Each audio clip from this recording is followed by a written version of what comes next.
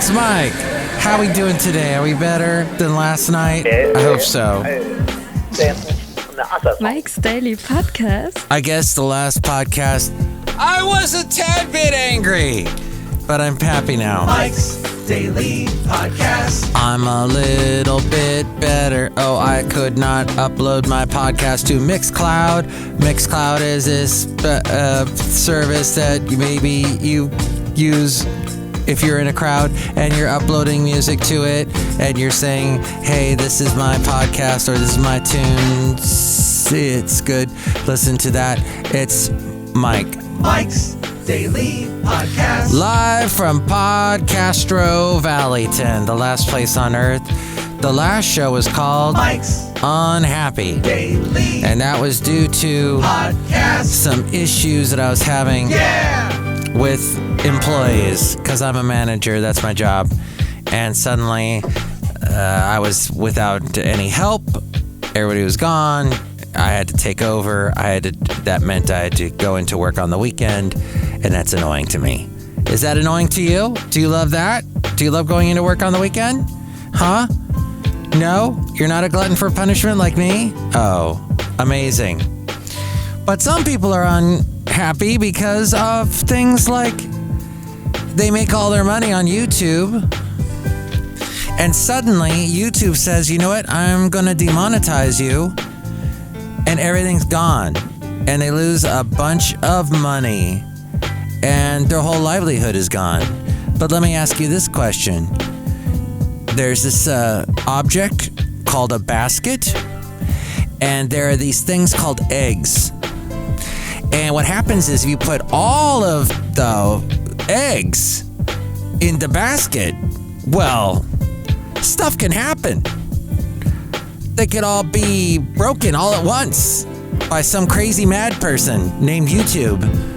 And suddenly it's all gone. So Carpetbagger is the guy I watch, and he did not put all his eggs in, well, he did put all his eggs in one basket, all his eggs in one bag, actually. And here's today's podcast picture. And now he's hurting because he got demonetized, and he got no rhyme or reason as to why that happened. But I'll tell you one thing, that has never, ever, ever been a good idea, to put everything in one thing, to put all your money on one horse, to put all your fruit in a... Oh, the Power of the Doctor trailer came out today for Doctor Who, basically showing, oh, the late great Basil the Boxer. Oh, he was the best dog ever, and I loved him so much. You have no idea. He's in every show. And if you did not know, I lost Basil in 2020, about halfway through the year. It was horrible. Well, at any rate, Miss Jodie Whittaker will be leaving Doctor Who. And it showed a real quick glimpse in the latest trailer of her regenerating. And we already know who the next Doctor is. And now there's like a gazillion whenever they put a trailer out. Everybody's got to put their little trailers out on YouTube. All their little... that's what's happening. This is what's happening. They try and guess. And they make a whole video and they talk to the camera. Hey, fans. Hey, everybody. Hey, guys. Did you see the latest trailer? What does that mean? Oh, at one point she said the word if. What does the word if mean? What does that mean? She didn't actually say if, but.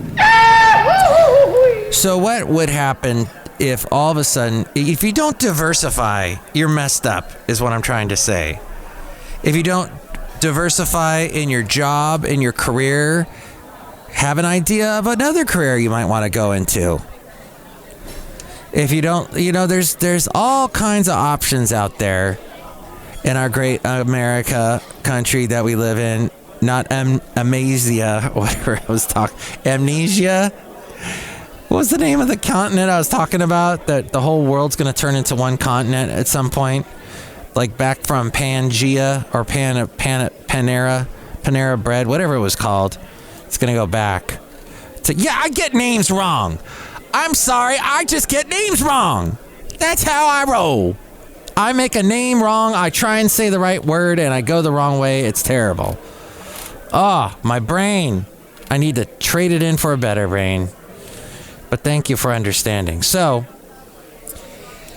I would like to tell you that the Mixcloud is this. So what I do is I diversify the podcast. I actually have it not just on YouTube, because I learned about 3 months ago not to put your eggs all in that basket, because YouTube will suddenly demonetize you, or I'm not even, I mean, I'm monetized, but I don't make any money off of YouTube at all. Nothing, not a cent. But if YouTube bans me, and they did ban me for some stupid thing, I wasn't saying anything anti-vaxxery, vaxacious, anti-vax sensationalistic, nothing like that. I was just saying what the CDC was saying and what the WHO was saying, and they suddenly just killed my channel. You can't upload anything else for a week. And I said, fine, I'm not uploading anything to you anymore. But now I'm doing that again. I used to make a little short videoette for every podcast. I'm not doing that anymore. Absolutely total waste of my time. Nobody clicked on any of those. And that's what really dissuades me from making a video. I was talking to someone. She's been in media for a long time. She's won an Emmy. She does a lot of television and radio. I mean, for her to do a little bit for professional television for like a newscast takes her 5 seconds. She can write it out. She types it out super fast and then reads it, but doesn't sound like she's reading. It's amazing. She's such a professional. And I was saying to her, would you do a YouTube channel? Because I don't know what I would do a YouTube channel about. I would certainly not video as we go outside a cafe anyway, where we bring you Mike's Daily Podcast somewhere in Podcaster Valleyton, the last place on earth. Yes, would it be nice if I could just totally flesh out Cafe Anyway and make it actually visual for you? And you could see it in video form? But then, hey, it would just look like another restaurant. Who cares? I see a restaurant every day. Big whoop. I mean, I don't have these massive grand schemes of what to make a restaurant look over the top, sensational, fantastic. I leave that to your imagination. What does Cafe Anyway look like? Any way you want it. That's the way you need it, any way you want it. You make it as journey as you want it. That's your journey. That's what you do. That's the fun of audio, of theater of the mind. You can go as crazy with your imagination as you want to imagine what Cafe Anyway is. And we're outside a Cafe Anyway, somewhere in Podcaster Valleyton, the last place on earth. There could be birds flying overhead, pterodactyls, pelicans. Pelicans are beautiful, by the way. The podcast picture is not of a pelican. And I should have said what it was when A-Frame said, here's today's podcast picture. I kind of missed it. Sorry. I guess it is going to be from my trip last weekend. We'll go back exactly a week ago today to when I think I was at a waterfall. Sounds good, huh? We'll post that picture at mikesdailypodcast.com. In McLeod, near Shasta. The McLeod Falls. So beautiful. Oh. But my whole thing to Mr. Carpetbagger, whom I'm addicted to watching his shows, his little YouTube channel. I love watching his YouTube channel. I love hearing him go. Or I love watching him go to places, and that's what everybody else loves about him. And I love hearing him describe some things that he's looking at and going, oh, he's pretty knowledgeable about stuff. And it's recorded right there. I mean, he makes it super fast, the video, then uploads it the next day. It really is it's like a daily podcast, only it's a daily video blog or vlog. And his podcast, his video blog suddenly got demonetized, and he said something to this effect. Today's video out as soon as they fix it. Hopefully, I'm really stressing out. Honestly, I'm not even sure, because hoping that this is something that can get fixed quickly. There's no guarantee. I can't talk to anyone. You can't get an update from YouTube. They're a little tight. That's the thing. That's the thing. You put all your eggs in that basket and you can't even get a hold of them. You can't even talk to a person when everything goes wrong. That is the trouble with big tech. I'm not a conspiracy theorist. I'm not saying they rigged the election. I'm not saying they created the vaccine and they're going to put little mind chips in our bodies through the vaccine or any of that crazy stuff. I am saying that they are not customer friendly. If something goes wrong, and there are people that depend on them, and that's not their fault, is it? Or is it their fault? Is it their fault that they've created such an amazingly huge platform that everyone watches, that everyone wants, that we have now entered a new society where what we used to watch, which came through a gatekeeper of some sort, somebody at the top, a top executive, the NBC executive, what was his name? Littleton?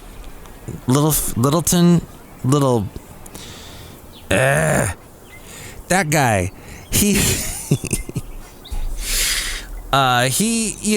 said, hey, I think we should put Seinfeld on. I'm going to take a chance on him. He's going to be really good. And let's see what NBC is. Right? Matt Strauss, Matt Bond. I guess they're the heads now. And Jeff Zucker.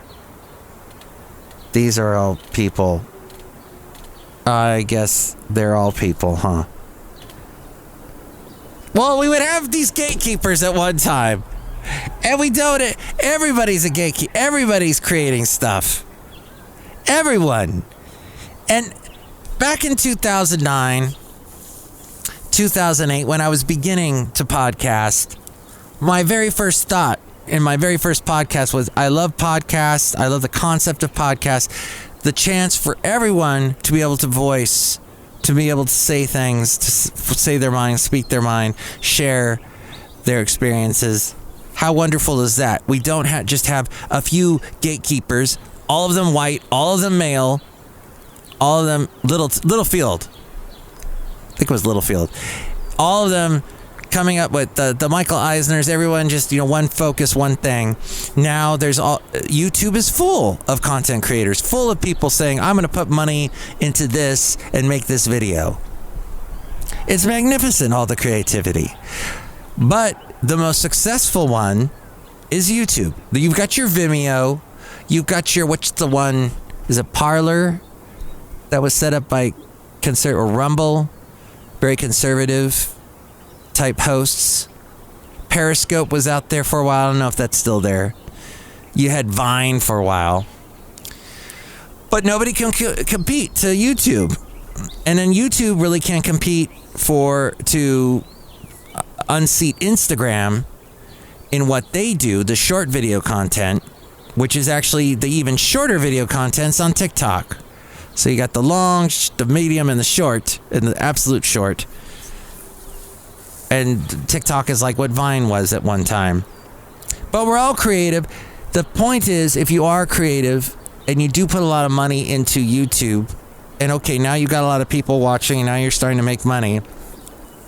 How do you live on that fine thread that at any moment someone can just take that away from you and you have no control? If you have an Apple account and something goes wrong with your Apple account, you put money into your iTunes account and somebody hacks it and spends like $50 of the money you got there, you know what you have to do? You have to email Apple. You can't call them. You have to email them and hope that they get back to you. And that's probably true with Google, probably true with Microsoft. You don't actually speak to someone. And that's just weird. That if something goes wrong with my website, I can call somebody. I like that.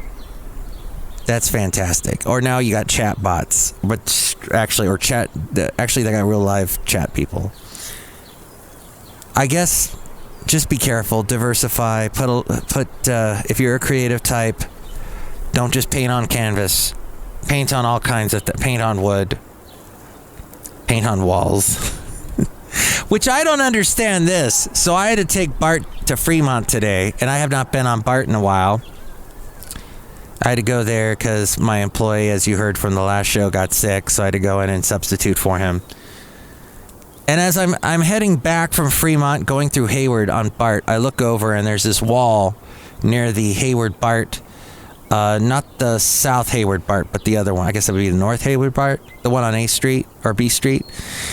And it is you're going along and you look west. There's a wall that was painted, and they put this beautiful mural there, and they must have painted it within the past 10 years, not that long ago.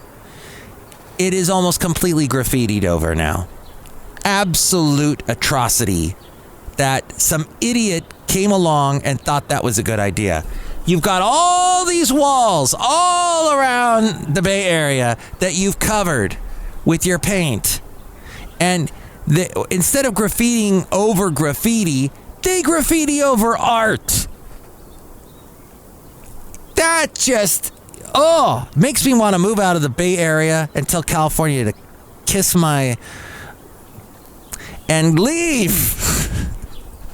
Just leave and get out. And I know that's not just a California problem. That's all over the country, all over the world. But just the disrespect. And you know what wall they didn't graffiti over? There's this one part of the wall that says, "Welcome to Hayward." And for some reason... And in some of the historic figures, they didn't paint over. And of course, all the white ones they painted over. But the, more people, the less historic, the less white historic, the ones that us old white guys back when we were in school, and they didn't tell us a lot of stuff that they should have told us about that we had to find out later when we would sneak into that class that, what's this class about? Oh, but now everybody's angry that we're actually teaching kids important things that they didn't know about before. And yes, history, facts. It's interesting. Wow. So the thing that Trump used to say, the fake news, you are fake news and all that, fake news. That's enough. Put down the mic. Yet we're telling kids history that they should know, absolute facts. And people on the right are angry that we're not teaching them fake history. We're teaching them real history. We're not teaching them about chopping down a cherry tree. We're teaching them absolute facts. It wasn't pretty. Our history is not pretty. Do I love this country? Yes. Do I love the history, and do I stand by the history of this country? No, and that's going to be difficult for any country that did horrible things to horrible people. You can't defend that. Now, are we doing things completely correct in the world today? Are we making mistakes now? Probably. But I will try my best to rectify the situation as best I can with voting, with getting behind products and people that I believe in, that I think are making good strides and doing good things in this world and in this country to make this country better. And I'm going to try and research and do my best to get the facts about history, about people. Where did I go with this? Oh, that's why I go to Twitter. No. But there was this interesting story about someone. Do you use Uber? And as I was waiting for the train at Bayfair for almost a half an hour, I was thinking maybe I should use Uber more often. But an Uber passenger who was 22 years old was charged 35,000 pounds. Now, the pound recently dropped below what the dollar, or it for the first time was below what a dollar was worth. Didn't that happen last week or the week before? And England did some things to try and rectify that situation, and things are better now. So $35,000 here in America, you can postulate guesstimate is maybe Warren Littlefield. Thank you. $35,000, maybe $35,000. I don't know. It's close to 35,000 pounds for a 4-mile trip after the destination was accidentally set to Australia. And this person, let's see, they were in Manchester, so that's in England. His name is Oliver Kaplan. Gee, that sounds like a British name. Hello, I'm Oliver. And I say that as someone that my mom actually wanted to name me Oliver. So I could have been Oliver Matthews, but that didn't happen, did it? I had to become Mike Matthews. So, and if I was Oliver Matthews, I wouldn't have to be competing against that dang bodybuilder guy who he's got 1 million YouTube subscribers, listeners, people, because he's a muscle man. And people loves the muscle men. So Oliver Kaplan had just finished a shift and ordered a ride to go and meet some friends for a drink.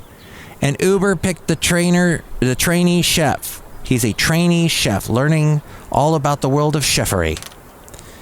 So the Uber picked him up from the Buxton Inn in Hyde. It then took him to Witchwood, a pub in Ashton-under-Lyne.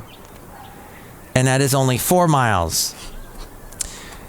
Says Oliver, when I woke up hungover the next morning, the last thing I expected was a charge of over 35,000 pounds. Yikes. And he said he was initially quoted 10 pounds for the trip, which he was more happy with, for 4 miles. So it would have been nice if he did get to go to Australia. Thankfully, the company was quick to fix the error and adjusted Oliver's bill to the correct amount of 10 pounds 73 cents or shillings or whatever they do before anything came out of his account. I'm still wondering how the location was even set to Australia in the first place, seeing it is the other side of the globe. Thankfully, they were really good about it and made it right straight away, but it was a stressful half an hour, to say the least. All right. And that is that little bit of fact. Or is it? Let's see. Well, time now, as we're outside a cafe anyway, somewhere in Podcaster Valley, to say hi to a couple people. Hi, Mark. It's Benita the Rodeo Queen. How y'all doing? It's a disgruntled bear, tell you what. What? Yeah, I hate YouTube because they take down everybody's channels if they say anything against Biden. No, well, I don't know about that. If they talk a lot about COVID, let's see, I'll probably get taken off of YouTube just for saying the sentence. If you say a lot about COVID and a lot about the elections and the election conspiracy people and all that, you get taken down just for mentioning it. You don't even have to go into the theories, into the, what's his name, Alex Jonesian type craziness. You just get taken off. Yeah, okay, that's why I don't like them. Well, I would have to agree almost with you, but look who else is here. Hello, Mike. I make the delicious root beer. Have some right now. I love history. Oh, good. I could go for a little root beer action.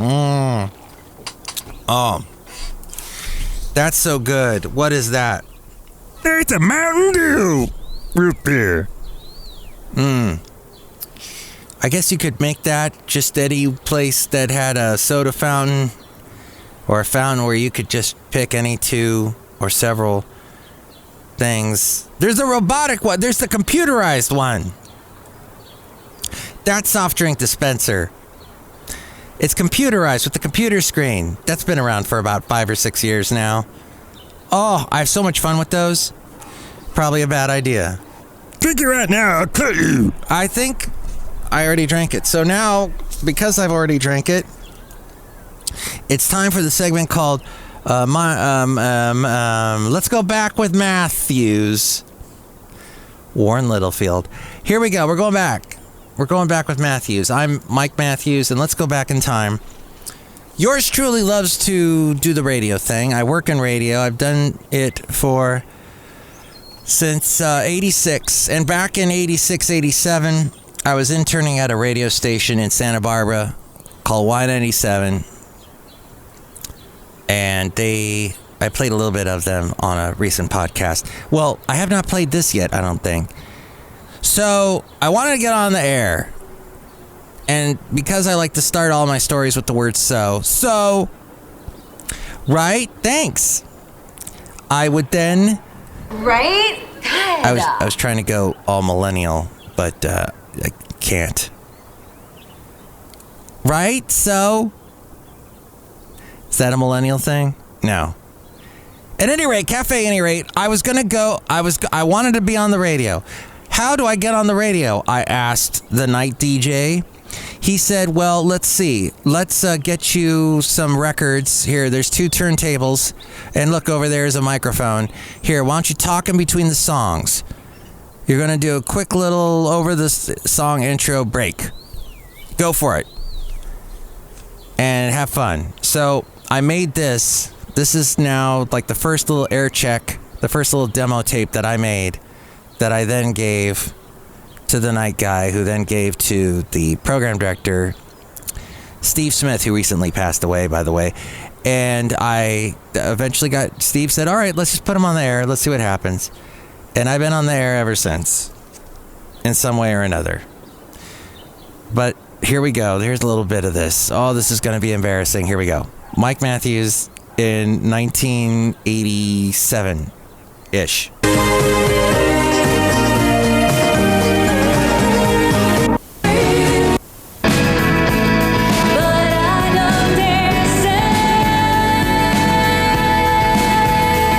Wait a minute, this is not no. I am so sorry, I am wrong. This is actually an air shift. Oh! Okay, no, this is 1989. Yes, we're a little bit late. Waiting for a star to fall. When Boy Meets Girl. Boy Meets Girl, that was 88. So, okay. You'll have to keep listening to the podcasts. In a future podcast, I'll actually play that really, really old air check. But this is now, they put me on the air. I've been on the air a couple of years, and I'm coming out of a great song from 10,000 Maniacs called What's the Matter Here? That's right. I saw 10,000 Maniacs open for Squeeze.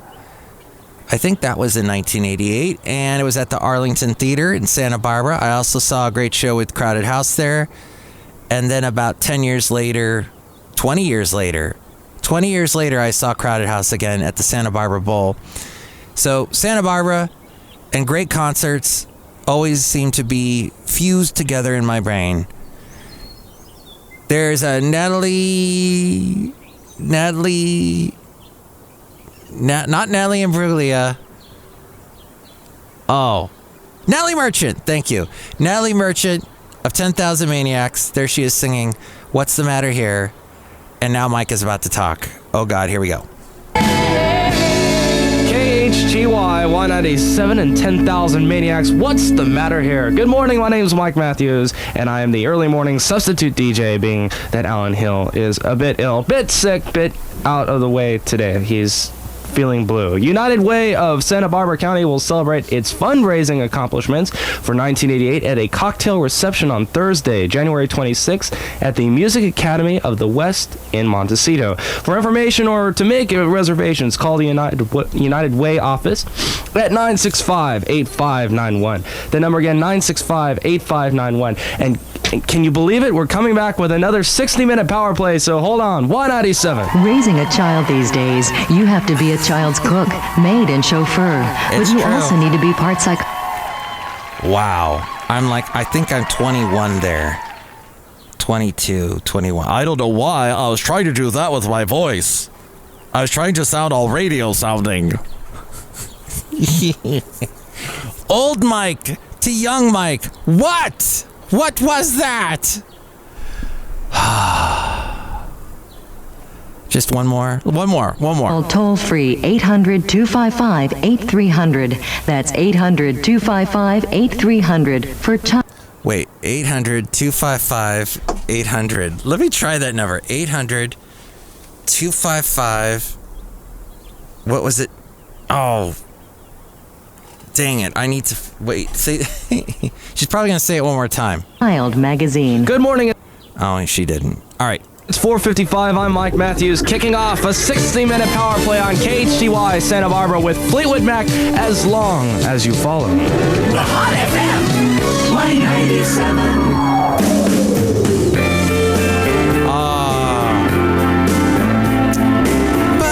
I forgot about that Fleetwood Mac song. And I'm gonna win as long as you follow. 1989 was when that was. What a year. You know, there's that Casey Kasem countdown show. Wherever you live, there's probably a radio station that carries it on the weekends. He's long gone. He passed away, I think, 5 or 6 years ago. Crazy family squabbles after he passed. His widow did some crazy things, like didn't tell the police right away when he died and that kind of stuff. I once met Casey Kasem's son when he was first getting into radio. He interned for one day at this radio station I worked at in Thousand Oaks. Just all kinds of... So Casey Kasem, when you listen to that show, you never hear any programs from 1989. And that is because he quit doing the American Top 40 countdown and started his own called Casey's Countdown. And I was listening to it as I was coming back from Mount Shasta last Sunday. And I was there with my lovely lady friend driving along on the longest drive of my life, that 4.5-hour drive from Mount Shasta back to Podcastro Valley. And we were listening to the countdown. One of the radio stations was playing it. And it was 1987, and I had forgotten about how so many acts that when we think of the 80s, we go, oh yeah, that's a big band that came out of the 80s. There were so many songs and albums that were put out by these bands and groups from that time period that had very unsuccessful albums that year. The Cars put out a song called You Are the Girl. It is not one of their classics. When you think of the songs from the Cars, you think of You Gave Me Just What I Needed, and She's My Best Friend's Girl, and you might think I'm delirious, and Who's Gonna Drive You Home Tonight, and those. But you don't think of You Are the Girl. That was not a big hit. Bryan Adams, who would later have huge success with Everything I Do It For, or I Do It For You, the Robin Hood song, which was more of a hit in 1990. But he had an album out that year, I think it was called Into the Fire, that did not do that. It had one hit off of it called In the Heat of the Night. That was pretty big. But he was much more well known for this song, Heaven, oh, thinking about her, summer of 69. And believe me, I stayed up. I was up at 5 a.m. thinking of Bryan Adams songs. But this one song that he released in 1987, I forgot how much I love this song. It's called Victim of Love. And it's not the Eagles song, Victim of Love, or the Erasure song, This Time I Won't End Up Another Victim of Love. It was this... Heaven knows you only get enough. You ain't no secret, you're a victim of love. Oh, gosh, that was such a good song. Living such a lonely game. And people just forget about that Bryan Adams song. It didn't get that high on the charts, but I think it did get into the top 20. But, people don't even remember that song. And if you try and look it up on YouTube, you can find the video, which was actually pretty edgy for 1987. You see some same-sex relationships happening. But there is a very interesting... I love that song. And it was playing in this countdown with Casey Kasem. It was the same countdown where he was playing a song by LL Cool J the I Need Love song, which I think was his first top 40 hit. It's kind of a ballad with some cool clapping in it and all kinds of cool little drum machine effects. And it was basically a love song, rap song, that was the first of its kind in 1987. So Casey Kasem does a whole explanation of rap terms, like when you're illin', that means you're not doing so well. And if you're chillin', that means you're just hanging out. I'm Casey Kasem. On to the next segment. On with the countdown. This is the last part of the segment, the show, where I go and I play a song from somebody from today, from this wonderful time we call the present. And this is a little segment we call the Mike Matthews New Tunes Feud. At long last, the waiting room video is out for the world to see. This is by Bria Jean. Bria Jean looks like a young lady, probably in her early 20s. Let me play a little bit for you here.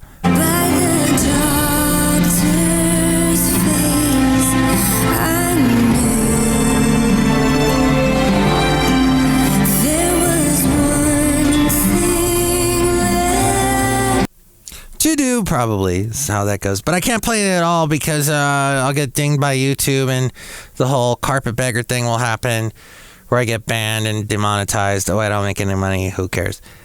Okay, so did you like Bria Jean better, or do you like this one by a group called the Reds, Pinks, and Purples?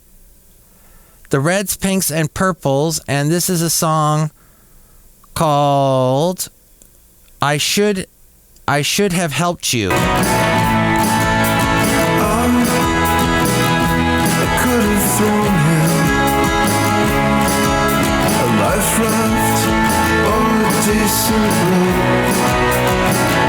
I could have pulled you out of the trunk. All right, so do you like Bria Jean better or the Reds, Pinks, and Purples better? Call me 336MM Daily. 3 + 3 = 6. MM is in Mike Matthews Daily, as in what this podcast will try to be. Sometimes I am not able to do it because I get interrupted by all kinds of things called life. As the thing called life, it's a mighty long time, but there's something afterwards. The afterlife. Day and night, and when you're in the elevators trying to break you down, go crazy is what I'm trying to say. Go crazy.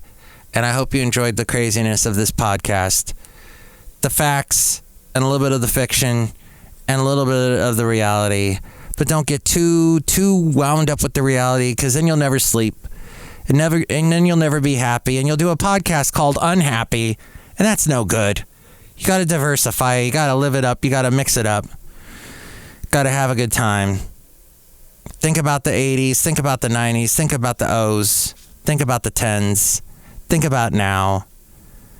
I don't know. Go back to the 20s. There's some interesting music back then, too. Think about it all. Think about songs that were never recorded because there was nothing to record them with, that were just written down.